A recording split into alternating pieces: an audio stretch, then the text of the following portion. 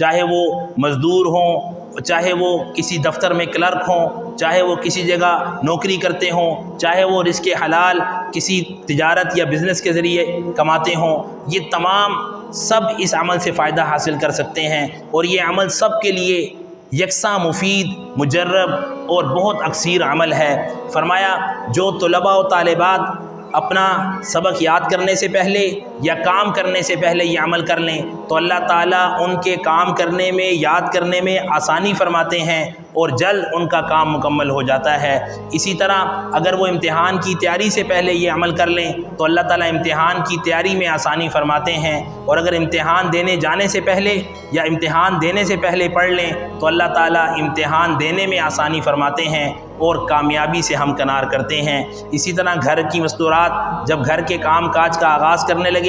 उससे पहले ही अमल कर लें तो अल्लाह ताला उनके काम काज में